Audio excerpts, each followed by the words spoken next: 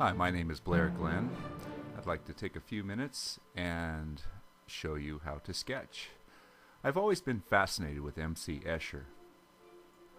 One of Escher's sketches that I've always been interested in is when he sketched his father. When his father died, he had obviously a very still figure to work with, but the honor of doing your father at such a momentous occasion and to be able to concentrate just astounds me.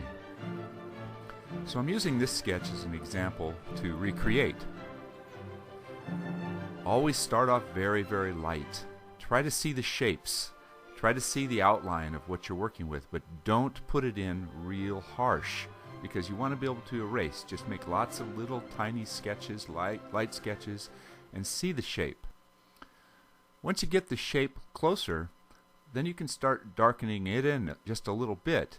I like to put little guidelines around the shapes and kind of box in what I'm trying to do. Here you can see some of the lines that delineate the angles and the kind of, setting my boundaries, setting my parameters. It gives me something to work with. Once you feel comfortable with all that, then you can erase all those light lines and start bringing in a little bit more darkness. When you're working with pencil, it's very easy to add a little bit of graphite to the picture and just kind of blur your eyes and see the dark areas and add a little bit of that darkness to those details. And just keep adding lead. In this case, I've almost obscured the details and quickly put some lead down over this portion of the face. And then you start to blend. You can blend with your finger, you can blend with a stump, you can blend with the eraser on your pencil. Just don't be too smeary. And when you do put some darkness down, be sure that there's not too much down where your hand is going to smear it all over the drawing. Sometimes I like to work with a piece of paper so I can put my hand on something that protects the drawing as I go. In this case, I've put a lot of darkness up at the top to separate the face from the background. As each step becomes a little bit more defined and it feels a little bit more accurate, then you can start having fun with it, and then you can start bringing in some of the shading. And if you look closely, this is all done very, very quickly. These are real quick lines. I'm moving the pencil rapidly.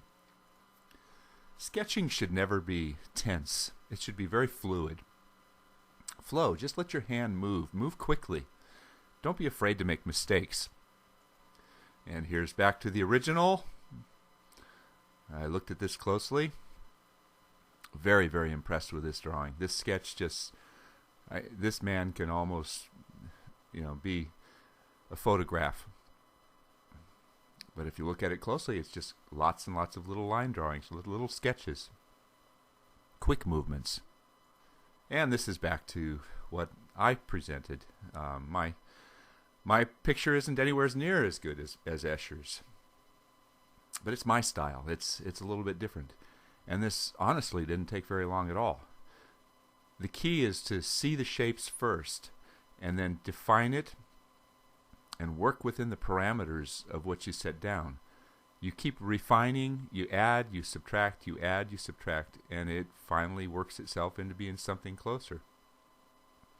You look in the foreground, you can see some of the drapery on his clothing, which are just very, very quick little marks. And it appears to be clothing, but it's really nothing but a bunch of just pencil marks that make you feel like there's some clothing there. If I put a lot more effort into it, adding and the subtracting, the shading, the darkening, then I can bring into the folds. I can work with the wrinkles. I can work with all the aspects of this sketch. But I'm happy with it the way it is. I hope you enjoyed this brief presentation, and keep drawing.